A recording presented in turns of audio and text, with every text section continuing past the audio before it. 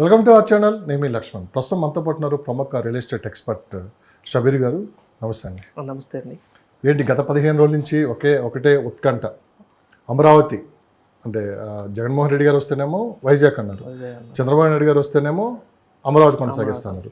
So మొత్తం ఏదైతే చంద్రబాబు నాయుడు గారు అత్యధిక మెజార్టీ తోటి ఆయన గెలవడం జరిగింది. అమరావతినే మళ్ళీ కొనసాగించడం కూడా జరుగుతుంది. అంటే మనం చూసాం గత 2-3 రోజుల నుంచి చూసామంటే అమరావతిలో ఒక్కసారిగా వాతావరణం మారిపోయింది. కంప్లీట్గా ఆ రోడ్స్ అన్ని బాగు చేయడం కావచ్చు, మొత్తం లైటింగ్ అంతా అక్కడ వేయడం కూడా జరిగింది. సో చాలామంది ఏంటంటే లాస్ట్ 5 ఇయర్స్లో రేట్లు దారుణంగా పడిపోయాయి. అక్కడ చాలామంది ఇన్వెస్ట్ చేసి కూడా చాలామంది దారుణంగా అక్కడ లాస్ పోవడం కూడా జరిగింది. ఒక్కసారిగా 15 రోజుల నుంచి చూసామంటే అమరావతిలో రేట్లు విపరీతంగా పెరిగాయి. దాదాపు 3 నుంచి 4 రెట్లు అక్కడ రేట్లు పెరిగాయి. సో ఫ్యూచర్ ఎలా ఉంటుంది? ఎందుకంటే గవర్నమెంట్ కూడా ఈరోజు ఒకటి అనౌన్స్ చేసింది. దాదాపు 2.5 సంవత్సరం నుంచి 3 సంవత్సరాల్లో కంప్లీట్గా అమరావతి నిర్మిస్తామన్నారు. అంటే ఎంత ఫాస్ట్ గ్రోత్ ఉండబోతుంది అక్కడ అని చెప్పి అన్నారు. ఎలా ఉంటుంది అక్కడ ఇన్వెస్ట్ చేస్తే?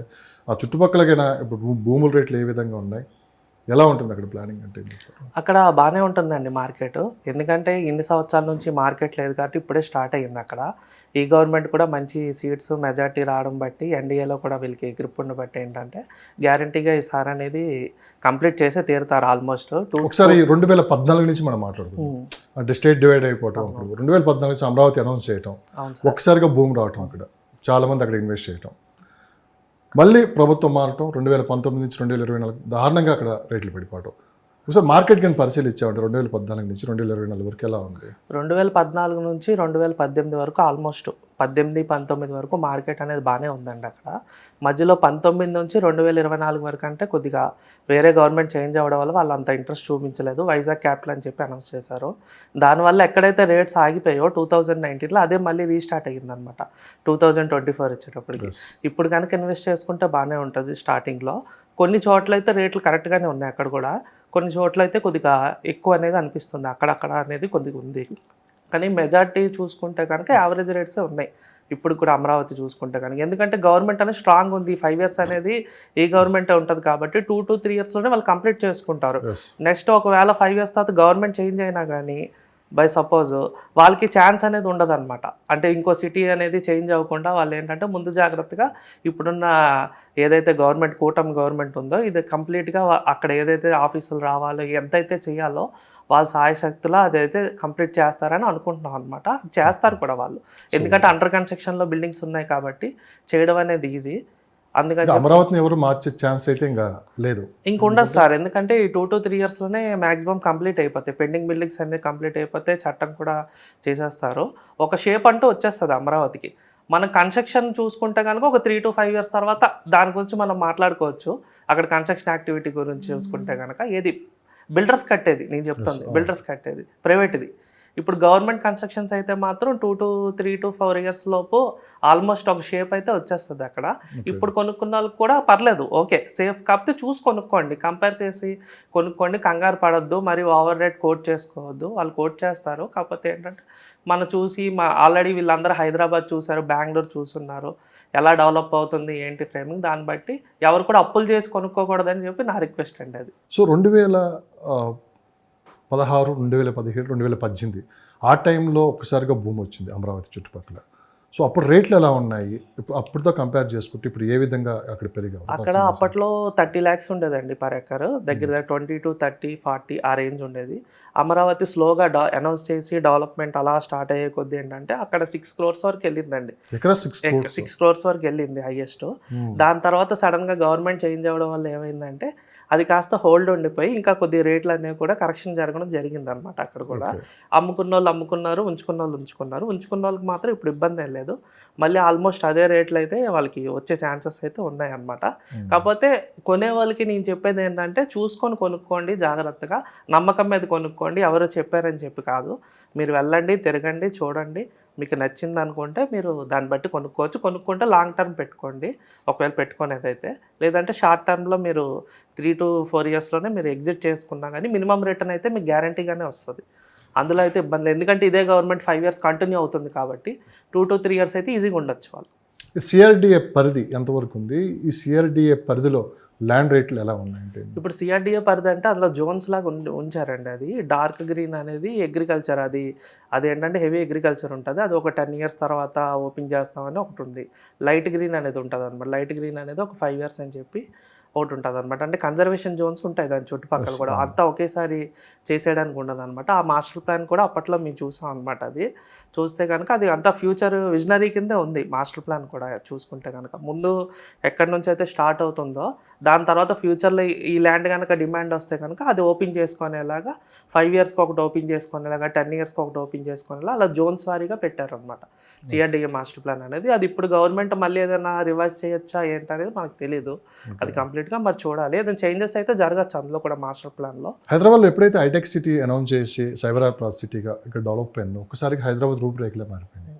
సో ఇప్పుడు అమరావతి అంటే ఆంధ్రప్రదేశ్లో అమరావతి ప్రాంతంలో ఐటీ ఎటువైపు రాబోతుందని చెప్పి కూడా చాలామంది, ఎందుకంటే ఐటీ ఎటువైపు ఉంటే అటే ఎక్కువ డెవలప్మెంట్స్ ఉంటాయి, plus return of invest ROI కూడా ఎక్కువ అక్కడి నుంచి వస్తుందని చెప్పి ఆలోచిస్తున్నారు. ఒకటి మనకు 2 ప్రాంతాలు అయితే చెప్పుకుంటున్నారు ప్రముఖంగా, ఒకటి మంగళగిరి, 2 గన్నవరం. ఈ 2 చోట్ల ఎక్కడ రాబోతుంది ఐటీ డెవలప్మెంట్స్, ఐటీ కంపెనీస్ ఆ చుట్టుపక్కల ఎక్కడ రాబోతుంది కూడా చాలామంది ఇప్పుడు చర్చ చేస్తున్నారు. ఎలా ఉన్నాయి అంటే 2 పక్కల అంటున్నారు, కాకపోతే ఏంటంటే వస్తుంది. కాకపోతే ఆ ఐటీలో కూడా ఎంత పొటెన్షియల్ ఉంది, వీళ్ళు కూడా ఐటీలో ఏంటంటే స్టేట్ గవర్నమెంట్ ఇంట్రెస్ట్ ఒకటి ఉంటుంది. ఐటీలో మళ్ళీ వాళ్ళు వచ్చి కంపెనీస్ వాళ్ళు చూసుకొని మళ్ళీ ఆ ల్యాండ్ సూట్ అవుతుందా లేదా, అక్కడ ఎంప్లాయ్మెంట్ ఉందా, ఇన్ఫ్రాస్ట్రక్చర్ ఉందా, దీన్ని బట్టి కూడా వాళ్ళు కంపెనీస్ అనేది ముందుకెళ్ళడం జరుగుతుంది అనమాట. అందులో కూడా కాల్ సెంటర్లు కొన్ని ఉంటాయి, దానివల్ల పెద్ద స్కేల్ అనేది తక్కువ ఉంటుంది. ఐటీ ప్రొఫెషనల్ ఐటీ ఉంటుంది, మన బెంగళూరు, హైదరాబాద్, పూణే ఇదంతా కూడా ప్రొఫెషనల్ ఐటీ అనమాట. ప్రోగ్రామింగ్ సెక్టర్స్ ఇవి ఉంటాయి. దీంట్లో ఏంటంటే ప్యాకేజెస్ కూడా ఎక్కువ ఉంటాయి, శాలరీస్. ఇలాంటివి కనుక వస్తే కనుక గ్యారంటీగా అక్కడ కూడా బెనిఫిట్ జరిగేది ఉంటుంది. అప్పుడు ప్రైవేట్ బిల్డర్స్ కూడా ఇప్పుడు మనకి హై రైజ్ అపార్ట్మెంట్లు అలాగే మన హైదరాబాద్కి వచ్చి ఎలా డెవలప్ చేశారో చుట్టుపక్కల ఒక లుక్ అయితే క్రియేట్ చేశారో, ఫ్యాన్సీ లుక్ అయితే క్రియేట్ చేశారో, అక్కడ కూడా చేంజ్ అనేది జరుగుతుంది అనమాట. ఏదైనా గవర్నమెంట్ అనేది కొంతవరకే చేస్తుందండి, తర్వాత వచ్చి చేసేవాళ్ళు బిల్డర్స్ పబ్లికే చేసుకోవాలి. తర్వాత అక్కడ ఏంటంటే ముందు గవర్నమెంట్ చేసేది ఏంటంటే ఎంప్లాయ్మెంట్ క్రియేట్ చేయాలి. ఫస్ట్ ఎంప్లాయ్మెంట్ క్రియేట్ చేస్తే దాన్ని బేస్ చేసుకొని ఈ ప్రైవేట్ బిల్డర్స్ వస్తారు. Private builders, independent houses, villas, దానితోడు షాప్స్, ఈ కల్చర్ అంతా కూడా చేంజ్ అవుతుంది. కానీ చంద్రబాబు నాయుడు గారు పేరు చెప్తే ఆటోమేటిక్గా వచ్చేస్తూ ఉంటారు కదా కంపెనీస్. అంటే ఇప్పుడే కదా సార్ వచ్చారు, ఇప్పుడే కదా వచ్చారు వాళ్ళు. ఆల్రెడీ మనం చూసాం, ఇక్కడ హైదరాబాద్లో చూసాం, సైబరాబాద్ సిటీ, హైటెక్ సిటీ, గచ్చిబౌలి, ఇవన్నీ ఆ రోజు చంద్రబాబు నాయుడు గారు నాటిన మొక్క ఈరోజు మహావృక్షం అయింది. హైదరాబాద్లో చూసామంటే సార్, అప్పట్లో యాక్చువల్గా ఇండియాలోకి ఐటీ వచ్చింది కొత్తగా. అప్పుడు రాజీవ్ గాంధీ గారు వీళ్ళు సంస్కరణలు, పివి నరసింహరావు గారు, మన్మోహన్ సింగ్ గారు, రాజీవ్ గాంధీ గారి టైంలో సంస్కరణలు చేశారనమాట ఇండియాలోకి. సంస్కరణలు చేసినప్పుడు కరెక్ట్గా మన హైదరాబాద్ అప్పుడు చంద్రబాబు నాయుడు గారు సీఎం కింద ఉన్నారు. అది ఆయనకి ఏంటంటే అప్పుడు ఒక స్టెప్ అనేది, ఆయనకి ఒక అడ్వాంటేజ్ అనేది దొరికిందనమాట. అదే అడ్వాంటేజ్ ప్లస్ అదే చంద్రబాబు నాయుడు గారి చేతుల మీదుగా రాజధాని నిర్మాణం జరగబోతుంది. సో ఎవరైనా సరే పెట్టుబడులు పెట్టడానికి ఆసక్తి చూపుతారు కదా, ఎందుకంటే అది ఒక విజన్ ఉన్న నాయకుడు ఆల్రెడీ ప్రూవ్ చేసుకున్నాడు. సో అమరావతి విషయంలో కూడా అదే ప్రూవ్ ఆయన చేసుకోబోతున్నారు. సో డెవలప్మెంట్స్ కూడా ఆ విధంగానే ఉండబోతాయి, చాలా పెద్ద కంపెనీస్ కూడా అక్కడ రాబోతున్నాయని చెప్పి కూడా ఇప్పుడు వినిపిస్తున్నమాట. మన BPCL కూడా మనం నిన్న చూసా 50,000 కోట్ల రూపాయల పెట్టుబడితోటి వాళ్ళు రాబోతున్నారని కూడా విన్నాం. అంటే స్టార్టింగ్. సో మనం చూసాం కియా కంపెనీ కావచ్చు, అనంతపురం జిల్లాలో చాలా పెద్ద పెద్ద కంపెనీస్ కూడా రావడం జరిగింది. సో రేపు అమరావతిలో కూడా ఇలానే ఐటీ కూడా డెవలప్ అవబోతుంది. ఐటీ ఖచ్చితంగా మంచి, ఎందుకంటే 70% పీపుల్ ఏపీ నుంచే ఐటీ వాళ్ళు ఉన్నారు. వాళ్ళు కూడా ఏమనుకుంటున్నారంటే మా ప్రాంత అభివృద్ధి కోసం మేము పాటుపడతాం అని చెప్పి కూడా ఈసారి ఓటింగ్ రూపంలో వాళ్ళు చూపించడం కూడా జరిగింది. సొంతంగా ఇప్పుడు అమరావతిని డెవలప్ చేసుకోవడానికి ఎవరైనా సరే ఆసక్తి చూపుతారు కదా, అంటే ఆ చుట్టుపక్కల విలేజెస్ కావచ్చు, ఆ చుట్టుపక్కల జిల్లాలు కావచ్చు, దగ్గరగా ఉంటుంది మాకు కూడా, మా ప్రాంతం కూడా అభివృద్ధి ఏదైనా ఆలోచిస్తారు కదా. చాలామంది ఐటీ ఎంప్లాయీస్ కూడా రావడానికి ఇష్టపడతారు కదా. గ్యారంటీగా అవుతుందండి అక్కడ కూడా. వీళ్ళు కూడా చాలా హార్డ్గా ట్రై చేస్తారు ఈసారి అయితే మాత్రం. గ్యారంటీగా కంపెనీస్ అయితే వచ్చేవి కూడా ఉన్నాయి అక్కడ. లోకేష్ గారు కూడా ఉన్నారు కాబట్టి, ఐటీ మినిస్టర్ ఇచ్చారు కాబట్టి ఆయనకు కూడా, వాళ్ళు కూడా కొన్ని కంపెనీస్ కూడా అప్పట్లో వైజాగ్లో అటు సైడ్ కూడా తేడం జరిగిందనమాట. అది కూడా చంద్రబాబు నాయుడు గారికి ప్రీవియస్ హిస్టరీ ఉంది. మన హైదరాబాద్ ట్రాక్ రికార్డ్ చూసుకుంటే ఆల్రెడీ ఆయన సక్సెస్ అయిన సీఎం, డెవలప్మెంట్లో కూడా ఆయన ఒక రేంజ్ మార్క్ని, ఇండియాలోనే ఆయనకి మంచి పేరు అనేది ఉంది చంద్రబాబు నాయుడు గారికి. ఆయన చెప్తే కనుక గ్యారంటీ కంపెనీస్ అనేవి రావడానికి కనుక ఇష్టపడతాయి అనమాట. కాకపోతే అక్కడ ల్యాండ్, జాగ్రఫికల్ అడ్వాంటేజెస్ ఏంటనేది ఈ కంపెనీ వాళ్ళు చూస్ చేసుకోవాలన్నమాట. మనకు చూసుకుంటే కనుక మీరు అడిగారు కదా, ఇప్పుడు ఆంధ్ర నుంచి చాలామంది ఉన్నారు, ఆంధ్ర నుంచి నిజంగా చాలామంది ఉన్నారు. కాకపోతే ఏంటంటే కొత్తగా ఎవరైతే ఐటీలోకి వస్తున్నారో ఫ్యూచర్లో ఇక్కడ మార్కెట్కి ఎఫెక్ట్ అండి అవ్వదండి, ఇక్కడ ఎంప్లాయ్మెంట్కి. కొత్తగా ఇప్పుడు ఆంధ్రాలో చాలా అన్ఎంప్లాయ్మెంట్ ఉంది. ఇప్పుడు అక్కడ కనుక ఐటీ కనుక వచ్చింది అనుకోండి, ఆ లోకల్లో కానీ ఆ వేరే డిస్ట్రిక్ట్స్లో కానీ వీళ్ళందరికీ కూడా ఉపాధి అనేది దొరుకుతుంది అనమాట. అప్పుడు ఏంటంటే మనం హైదరాబాద్ ఉంటుంది, బెంగళూరు ఉంటుంది, అమరావతి ఉంటుంది. ఈ 3 కూడా మనకి ఏంటంటే ఐటీలో ఒక ఇదంటూ ఉంటుంది అనమాట. మూడింటికి కాంపిటీషన్ అనేది కూడా ఫ్యూచర్లో ఉండబోతుంది. కానీ గత 2 నెలలు ముందు మనకి ఒకసారి పరిశీలించండి, ఎలక్షన్ టైంలో చాలామంది ఏంటంటే మళ్ళీ జగన్మోహన్ రెడ్డి గారు వస్తే హైదరాబాద్ ఇన్వెస్ట్ చేయడానికి కొన్ని వేల మంది రెడీగా ఉన్నారు ఇక్కడ షిఫ్ట్ అవ్వడానికి. మళ్ళీ తెలుగుదేశం పార్టీకి అధికారంలోకి వస్తే అక్కడే ఇన్వెస్ట్ చేయడానికి వాళ్ళు సిద్ధంగా ఉన్నారని చెప్పి మనం వినటమే కాదు, చాలామంది కూడా మనతో కాంటాక్ట్ అయ్యారు, ఎలా ఉంది హైదరాబాద్ మార్కెట్ ఏంటి అనేది. సో ఇప్పుడు వాళ్ళు అనుకున్నట్లే తెలుగుదేశం పార్టీ అధికారంలోకి వచ్చింది, భారీ మెజారిటీతో 124 సీట్లతో వచ్చింది. ఇప్పట్లో ఈ అమరావతి విషయం కావచ్చు, ఇంకోటి ఎవరు కదిలించే ప్రసక్తి అయితే లేదు. సో చాలామంది ఇన్వెస్టర్స్ ఇటు వచ్చే వాళ్ళు మొత్తం ఆగిపోయారు. ఇప్పుడు ఆ ఇన్వెస్టర్స్ మొత్తం అక్కడ ఇన్వెస్ట్ చేస్తే ఎలా రేట్లు పెరిగే అవకాశం ఉంది అంటే అందరూ కాదండి, కొంత సెగ్మెంట్ ఇప్పటికే ఏంటంటే చూస్తున్నారు. అక్కడ కొన్ని వేల మంది ఉన్నారు, కొన్ని వేల మంది ఉన్నారు. ఆస్తి కూడా ఒక్క రోజులో తారుమారు అయిపోయింది. వీళ్ళంతా ఇటు రావాల్సిన వాళ్ళు అక్కడ ఆగిపోయారు. అవునవును, ఆగారు. అక్కడ కూడా ఏమవుతుంది అంటే మీకు రేట్స్ కనుక రీజనబుల్ ఉంటే వెళ్ళిపోద్ది, మార్కెట్ కొంటారు. అక్కడ కూడా రేట్స్ హెవీగా ఓవర్ నైట్ కనుక కొద్ది పెరిగి ఇది పాకెట్లో కనుక లేకపోతే కనుక మళ్ళీ కొద్ది బ్యాక్ టు హైదరాబాద్ అనేది ఉంది. మీరు చెప్పండి, అంటే రేట్లు పెరుగుతాయని కాదు, ఎందుకంటే హైదరాబాద్ కనిపిస్తుంది, అమరావతి వినిపిస్తుంది. ఈ 2 కూడా ఉంటాయి మార్కెట్. దీన్ని మనం కంపేర్ కూడా చేసుకోవాలి. ఎందుకంటే హైదరాబాద్ అనేది గ్లోబల్ మార్కెట్ అయిపోయింది.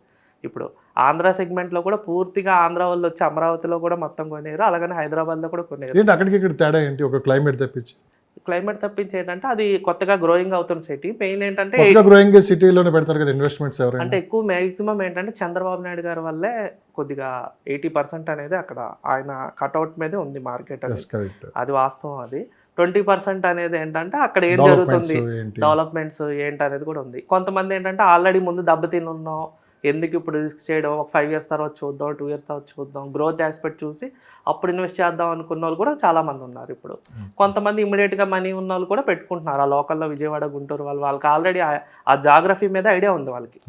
వాళ్ళు ఏంటంటే డైరెక్ట్గా ఇన్వెస్ట్ చేస్తారు. వాళ్ళు జాగ్రఫీ మీద ఐడియా లేని వాళ్ళు ఏం చేస్తారంటే వెయిట్ చేస్తారు. వాళ్ళ దగ్గర కూడా కొద్ది మనీ వచ్చి రేపు పొద్దున్న అక్కడ డెవలప్మెంట్ కొద్ది షేప్ కనిపించేటప్పటికి కొద్దిగా ఇన్వెస్ట్ చేసేది ఉంటుంది. కాకపోతే ఎఫెక్ట్ అనేది హైదరాబాద్కి ఉండదండి, ఎందుకంటే అక్కడ మార్కెట్ వేరు, ఇక్కడ మార్కెట్ వేరు. మనకి పక్కన బెంగళూరు ఉంది, 8 గంటల బెంగళూరు, మనకి 550 kilometers. బెంగళూరులో మార్కెట్ ఉన్నది మాత్రం మనకు లేదనడానికి లేదు. ఇక్కడ కొనేవాడు ఇక్కడ ఉంటాడు, అక్కడ కొనేవాడు ఎక్కడ వాళ్ళు అక్కడ ఉంటారు. హైదరాబాద్లో కూడా ఏంటంటే ఒక ఆంధ్ర వాళ్ళే కాదు, దాదాపు అన్ని స్టేట్ల నుంచి వచ్చి ఇన్వెస్ట్ చేస్తూ ఉంటారు. అన్ని స్టేట్స్, రాయలసీమ వాళ్ళు ఉన్నారు, ఎప్పుడైతే తెలంగాణ లోకల్ తెలంగాణ పీపుల్, గుజరాత్ వాళ్ళు ఉన్నారు, అందరూ ఉన్నారు ఐటీలో. మీకు అలాగనే ఐటీ కానీ, ఫార్మాస్ట్రక్చర్గా ఫార్మా కానీ, ఎలక్ట్రానిక్ కానీ, మీకు లోకల్ బిజినెస్ మ్యాన్ కానీ, లోకల్ ఇన్వెస్టర్స్ కానీ వాళ్ళందరూ కూడా హైదరాబాద్ చుట్టుపక్కల ఇన్వెస్ట్ చేయడం జరిగింది. ఇప్పుడు ఏంటంటే అమరావతి కూడా కొద్దిగా ట్రెండ్ వస్తుంది కాబట్టి అక్కడ కూడా చూస్తున్నారు. అమరావతి గురించి మనం ఒకసారి మాట్లాడుకున్నాం. ఇప్పుడు అమరావతి ఇప్పటికిప్పుడు ఇన్వెస్ట్ చేయాలంటే సామాన్యులకైతే అక్కడ కష్టం, ఎందుకంటే రేట్లు ఆ విధంగా ఉన్నాయి. సో చాలామంది ఏంటంటే ఇంకా చుట్టుపక్కల ఇన్వెస్ట్ చేద్దాం అనుకుంటున్నారు. ఫర్ ఎగ్జాంపుల్ విజయవాడ, గుడివాడ, నూజివీడు అంటే అటు సైడ్ వెళ్తే ఏలూరు, ఇటు సైడ్ మళ్ళీ ఇటు వస్తే మనకి నర్సరావుపేట, అది కూడా డిస్టిక్ అయిపోయింది ఇప్పుడు, చిలకలూరుపేట, ఒంగోలు వరకు అట్లా రేట్లు కూడా బాగున్నాయి అంటారు. మరి ఈ చుట్టుపక్కల ఇన్వెస్ట్ చేసే వాళ్ళకైతే ఎలా ఉంటుంది, రేట్లు ఎలా ఉన్నాయి? అంటే ఏదైనా కానీ మనకి కోర్ క్యాపిటల్ ఏదైతే సెక్రటరియట్, హైకోర్టు, ఇది మెయిన్ అడ్మినిస్ట్రేషన్ ఉందో అక్కడ నుంచి ఒక కొద్దిగా చూసుకుంటే దాన్ని బట్టి రేట్ క్యాలిక్యులేట్ చేసుకుంటున్నారు ప్రజెంట్. ఆ మనకి ఏదైతే ల్యాండ్ పూలింగ్ ఉందో అక్కడైతే 25,000-30,000 per square యార్డ్ నడుస్తుంది. అది ఇంకా లేఅవుట్ అనేది షేప్ ఇంకా ఫామ్ చేయలేదు, పొజిషన్ ఇంకా ఇవ్వలేదు, రిజిస్ట్రేషన్స్ అయితే అవుతున్నాయి. బయట సిఆర్డిఏ లేఅవుట్స్ ఏదైతే పాత అప్పట్లో ఇచ్చిన పర్మిషన్ సిఆర్డిఏ లేఅవుట్స్ ఉన్నాయి 15,000-20,000 వరకు నడుస్తుంది ఈ డేట్ ప్రకారం, ఈ రోజు ప్రకారం. మళ్ళీ రేపటి నుంచి ఎలా ఉంటుంది ఏంటి, అక్కడ డెవలప్మెంట్ జరిగేదాన్ని బట్టి రేటు కూడా పెరిగేదైతే ఉంది అక్కడ వాస్తవంగా. కాకపోతే ఏంటంటే వీళ్ళు కొనుక్కున్న వాళ్ళు మాత్రం జాగ్రత్తగా చూసి కొనుక్కోవాలి. ఫస్ట్ కంగారు పడకూడదు. ఒకవేళ కనుక పెడితే 2 years 3 yearsలో ఎగ్జిట్ ఉంటే కనుక వాళ్ళు బయటకు రావచ్చు, వచ్చిన ప్రాఫిటే షార్ట్ టర్మ్లో వచ్చిన. లాంగ్ టర్మ్లో మళ్ళీ సెకండ్ టైం కూడా టీడీపీ గవర్నమెంట్ మళ్ళీ కంటిన్యూ అయిందని గ్యారంటీగా ఎక్కువ బెనిఫిట్ ఉంటుంది వీళ్ళకి, ఎందుకంటే 10 years కంటిన్యూషన్ ఉంటుంది కాబట్టి అనుకున్న షేప్ దానికంటే ఎక్కువ వస్తుంది. అంటే గత ప్రభుత్వం పడిపోవడానికి ప్రధాన కారణం ఇది ఉంది కదా, మనకి అమరావతి ఏదైతే ఉందో 3 క్యాపిటల్స్ అని చెప్పి అటు వెళ్ళిపోవటం. ఎప్పుడైతే లేదు చంద్రబాబు నాయుడు గారు లేదు ఒకే రాష్ట్రం ఒకే రాజధాని అని చెప్పి అక్కడ ఓడిపోయినా కూడా అదే మాట ప్రకారం ఉండి ఈరోజు దాన్ని కంటిన్యూ చేయటం. ఇంకా నెక్స్ట్ గవర్నమెంట్ ఏదో వస్తానే పక్కన పెడితే ఈ అమరావతి అయితే ఎవరు కదిలించలేరు. ఖచ్చితంగా అమరావతిలో ఇప్పటికైనా ఇన్వెస్ట్ చేసే వాళ్ళకి మంచి బంగారు భవిష్యత్తు ఉందని చెప్పి కూడా వినిపిస్తున్నమాట. అంటే ప్రజలకి అభివృద్ధి సంక్షేమం అనే రెండు కళ్ళు అండి గవర్నమెంట్కి. యాక్చువల్గా అభివృద్ధి కావాలి, సంక్షేమం కావాలి. దానికి ఎగ్జాంపుల్ ఈ ఎలక్షన్సే. ఎలక్షన్స్లో సంక్షేమం అయ్యింది మనకి. లాస్ట్ ఏపీలో చూసుకుంటే కనుక సంక్షేమం మంచిగానే అయ్యింది. కానీ అభివృద్ధి పరంగా వచ్చేటప్పటికి ప్రజలు కొద్దిగా నిరాశ చెందారనమాట. నిరాశ చెంది డెవలప్మెంట్ లేదని చెప్పి నెక్స్ట్ బాబు గారికి కూడా అవకాశం ఇవ్వడం జరిగిందనమాట. అందుకనే ఏంటంటే ఇప్పుడు ఏ గవర్నమెంట్ అయినా, ఎగ్జాంపుల్ మన తెలంగాణ గవర్నమెంట్ అయినా రెండు బ్యాలెన్స్ చేయాలి. అభివృద్ధి సంక్షేమం రెండు బ్యాలెన్స్ చేస్తే గ్యారంటీగా వాళ్ళు కూడా నెక్స్ట్ టైం రిపీట్ అవుతారు గవర్నమెంట్ కూడా. కాదు ఏదో వన్ సైడ్ ఉంటే కనుక ఇప్పుడు జరిగిందే మళ్ళీ అయ్యే ఛాన్సెస్ కూడా ఉండవచ్చని నా అభిప్రాయం అనమాట. సో 15 to 20 కిలోమీటర్స్ పరిధిలో అంటే అమరావతి చుట్టుపక్కల ఎలా ఉంటుంది సార్ ఫ్యూచర్? ఫ్యూచర్ బాగానే ఉంది. మీరు ఆల్రెడీ 2016, 17, 18 టైంలో మీరు అక్కడ వర్క్ చేశారు. అక్కడ ఎలా ఉంది, ఏంటి డెవలప్మెంట్స్ ఏంటి, కంపెనీస్ ఎటు రాబోతున్నాయి, లేదంటే బిల్డింగ్స్, గవర్నమెంట్ బిల్డింగ్స్ ఎటువైపు వస్తున్నాయి కూడా మీరు చూశారు. సో దాని ప్రకారం ఇప్పుడు అదే కానీ కంటిన్యూ చేస్తే ఎలా ఉంటుంది, ఎటుపక్క బాగుంటుంది అంటే అది ప్లాట్ బట్టి, లేఅవుట్ బట్టి, అక్కడ కనిపించే గ్రోత్ బట్టి, దాన్ని బట్టి ఒక క్యాల్కులేషన్ అంటూ చేసుకోవాలండి. అది గ్రౌండ్లోనే తెలుస్తుంది మనకి. బాగానే ఉందని చెప్పి ఆల్రెడీ రేట్లు అయితే మనకు చూసుకుంటే కనుక ఎలక్షన్స్కి ఇప్పటికి డబల్ అయ్యే రేట్లు. ఇప్పటి నుంచి ఏంటంటే ఆ పర్సంటేజ్ ఆఫ్ రిటర్న్ ఎలా ఉంటుంది, రీసేల్ వాల్యూ ఎలా ఉంటుంది, అవన్నీ చూసుకొని మనం చెప్పగలం. ఎందుకంటే గవర్నమెంట్ అనేది ఈ మధ్యనే ఒక 1 వీక్ అయింది ఫామ్ అయ్యి. ఇప్పటికిప్పుడే కంప్లీట్ పిక్చర్ కూడా రాదు. కాకపోతే ఏంటంటే పెట్టిన వాళ్ళకి మాత్రం 2 to 3 ఇయర్స్లో మాత్రం రిటర్న్ అనేది వస్తుంది. మరి ఇప్పుడు పెట్టిన దానికంటే తగ్గవైతే తగ్గవు రేట్లు. అంటే ఇప్పుడు ఎలా ఉందంటే పరిస్థితి, 2.5 సంవత్సరంలోనే కంప్లీట్ చేస్తా అని చెప్పి మినిస్ట్రీ ఎవరైతే ఉన్న నారాయణ గారు ఆయన చెప్పడం కూడా జరిగింది. అంటే చాలా తక్కువ టైంలోనే ఇది కంప్లీట్ చేస్తూ ఉంటున్నారు. ఇప్పుడు ఇన్వెస్ట్ చేసేవాడికి టైం కూడా లేదు, చేయొచ్చా చేయకూడదా అని ఆ గ్యాప్ కూడా లేదు. చేయాలా వద్దా, రెండు ఆప్షన్లు. ఇప్పుడు మరి ఇది రైట్ టైం అంటారా చేసేవాళ్ళు? అది వాళ్ళు ఆలోచించుకోవాలి సార్. అంటే మీరు ఒక ఎక్స్పర్ట్గా మీరు సార్, అంటే ఒక్కొక్కరికి ఒక కండిషన్స్ ఉంటాయండి ఇన్వెస్టర్స్కి. ఇప్పుడు ఒకళ్ళు ఉన్నారు అనుకోండి, వాళ్ళకి జాబ్ ఉంది, అంతా బాగానే ఉంది, వాళ్ళు ఒక 10-20 ఇయర్స్ వరకు అమ్మాల్సిన అవసరం ఉండదు. వాళ్ళు లాంగ్ టర్మ్ ఇన్వెస్టర్స్ అంటారు. ఈ బిజినెస్ చేసేవాళ్ళు వీళ్ళందరూ ఏంటంటే మాకులాగా షార్ట్ టర్మ్ ఇన్వెస్టర్స్ ఉంటారు. వీళ్ళు ఏంటంటే ఇమీడియట్గా పెరగాలి, ఇమీడియట్గా ప్రాఫిట్ వస్తే బుక్ చేసుకోవాలనుకునే వాళ్ళు షార్ట్ టర్మ్ ఇన్వెస్టర్స్ అనమాట. లాంగ్ టర్మ్ ఏంటంటే ఆల్రెడీ జాబ్ ఉండి, సెటిల్డ్ ఫ్యామిలీస్ ఉండి, వాళ్ళకి అన్ని ల్యాండ్స్ ఇవన్నీ ఉండే వాళ్ళకి ఏంటంటే వాళ్ళు 10 ఇయర్స్ అయినా 20 ఇయర్స్ 30 ఇయర్స్ కూడా హోల్డ్ చేయగలరు. వాళ్ళకి అవసరం ఉండదు, వాళ్ళకి ఫస్ట్ ప్రాపర్టీ కాదు ఇది. ఎందుకంటే వాళ్ళకి చాలా బెనిఫిట్ అవుతుంది. ఎందుకంటే వాళ్ళు ఆల్రెడీ ఫస్ట్ ప్రాపర్టీ కాదు, వాళ్ళు లాంగ్ టర్మ్ వెయిట్ చేయగలరు.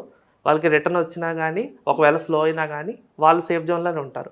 ఈ షార్ట్ టర్మ్ చేసిన వాళ్ళకి ఏంటంటే వీళ్ళు 1-2 ఇయర్స్లో గ్రోత్ చూసుకొని వీళ్ళు దాన్ని బట్టి ప్రాఫిట్ బుక్ చేసుకోవడం మంచిదని చెప్పి నా ఒపీనియన్ అనమాట. అంటే 3 విషయాలు ఇక్కడ మనం మాట్లాడుకుందాం.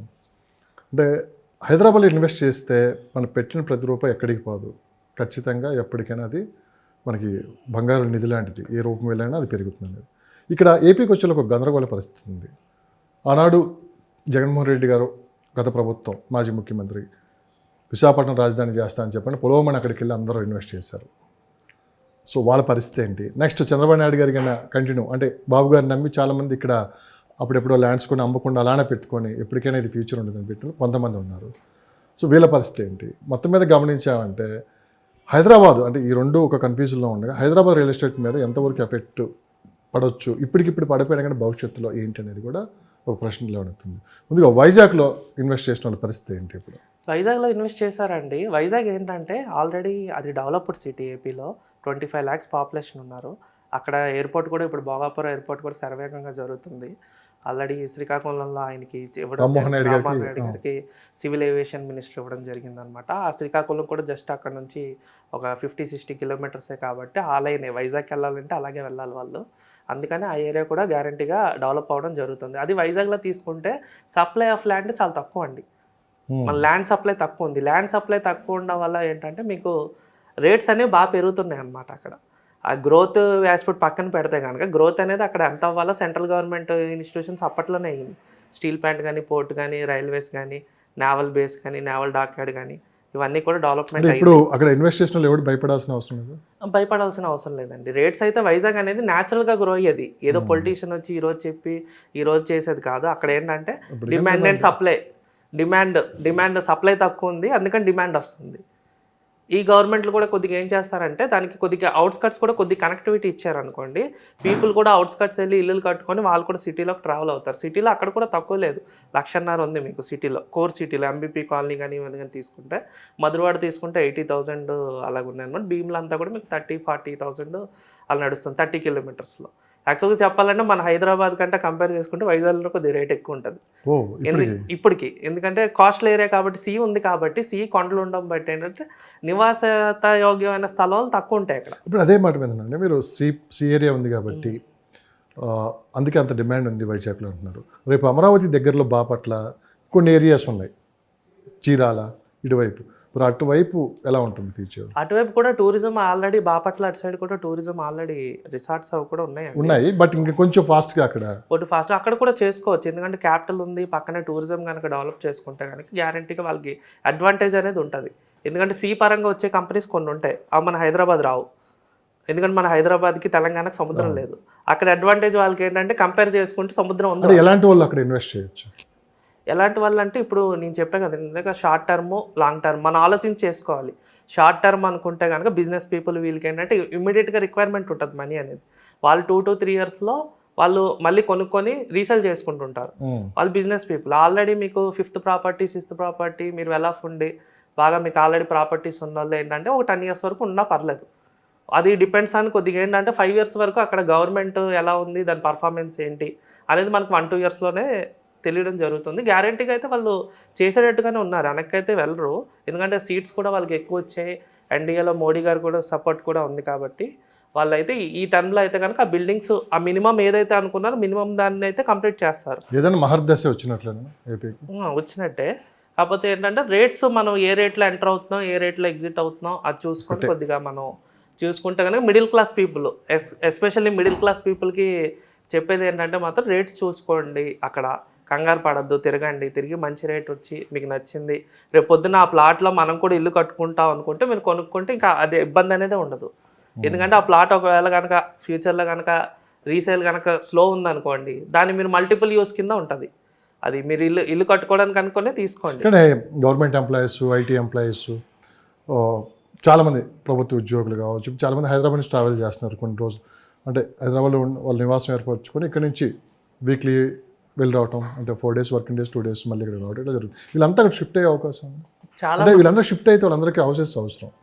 అంటే వాళ్ళు ఏంటంటే ఆల్రెడీ ఎంప్లాయీస్ ట్రైన్ కూడా వేశారు మనకి. అప్పుడు చూసుకుంటే కనుక మార్నింగ్ ఉంటుంది ఎంప్లాయీస్ ట్రైన్ అవసరం లేదంటున్నారు చాలా మంది, ఎందుకంటే ఇంకా అక్కడే శ్రీనివాసం ఏర్పరచు. అంటే వాళ్ళందరూ ఏంటంటే సార్ ఇక్కడ పిల్లల ఎడ్యుకేషన్ ఉంది, ఫ్యామిలీస్ ఉన్నాయి, ఇవన్నీ కమిట్మెంట్స్ ఉన్నాయి ఇక్కడ. అది కొంతమంది ఇక్కడ సొంత ఇల్లులు కొనేసుకున్నారు. వాళ్ళు ఏంటంటే సింగిల్గానే వెళ్తారు, ముందు సింగిల్గానే వెళ్ళి ఎప్పుడైతే పిల్లల ఎడ్యుకేషన్ ఇవన్నీ కమిట్మెంట్స్ అన్నీ కంప్లీట్ అవుతాయో వాళ్ళు కూడా మెల్లిగా షిఫ్ట్ అవ్వడం అనేది జరుగుతుంది. ఇది రియాలిటీ అనమాట. ఒకేసారి అనేది వెళ్ళరు ఎవరు కూడా, రియాలిటీగా ఒకేసారి క్యాపిటల్ వచ్చిందని వెంటనే వెళ్ళరు. స్లోగా మూవ్మెంట్ అయితే ఉంటుంది. ఇప్పుడు పిల్లలు షిఫ్ట్ అయిపోయారు, పిల్లలు ఎడ్యుకేషన్ కంప్లీట్ అయిపోయింది, వాళ్ళు ఎక్కడో బయట జాబ్ చేసుకోవడానికి వెళ్ళిపోయారు. ఇప్పుడు ఇతనికి హైదరాబాద్ నుంచి అప్ అండ్ డౌన్ చేసిన అవసరమే ఉంది.